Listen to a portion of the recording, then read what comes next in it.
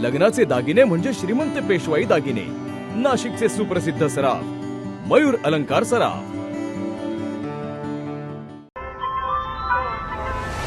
ताज्या बातम्यांसाठी नाशिक न्यूजच्या YouTube चॅनलला सबस्क्राईब करा आणि बेल आयकॉनला प्रेस करा।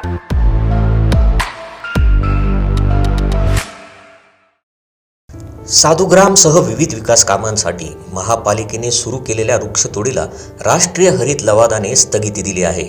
महापालिका आणि वृक्ष प्राधिकरण समितीला म्हणणे मांडण्यासाठी 4 आठवड्यांची मुदत दिली असून या प्रकरणावर आता 15 जानेवारीला पुढील सुनावणी होत आहे।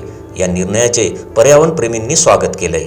सर्वोच्च न्यायालयाचे ॲडव्होकेट श्रीराम प्रल्हाद पिंगळे यांनी स्वतःच महानगरपालिका व इतरांविरुद्ध हरित लवाद पुणे यांच्याकडे वृक्षतोडी विरोधात याचिका दाखल केली होती।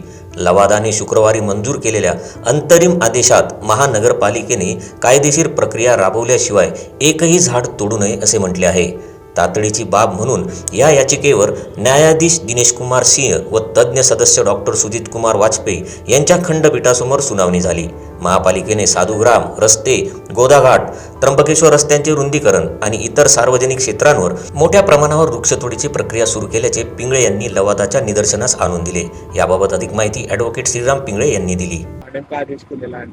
या ठिकाणी सर्वात महत्त्वाचा मुद्दा होता की कायदेशीर प्रक्रिया पूर्ण केल्याशिवाय आणि आवश्यकता असल्याशिवाय आणि जर लोकांचा विरोध हा सकारण तुम्ही स्पष्ट करू शकत असाल की अत्यंत गरजेचं आहे, अशी सगळी बाब असेल तरच वृक्षतोड व्हावी, एवढीच भूमिका त्यामागे आहे। आणि यामध्ये माननीय हरित लवादानं ही गोष्ट ग्राह्य धरली की रायपेरियन बफर झोनमध्ये वृक्षतोड करण्यासाठीची काय अशी अर्जन्सी आलेली आहे आणि तिथे एक्झिबिशन सेंटरचं नेमकं काय तुम्ही प्रपोज केलेलं आहे याबद्दलची माहितीचा अहवाल त्या ठिकाणी मागवलेला आहे।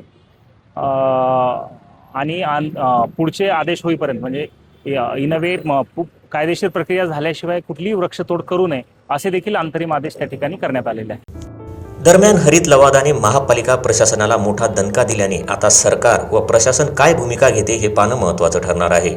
चेतन चौधरी, नाशिक न्यूज, नाशिक।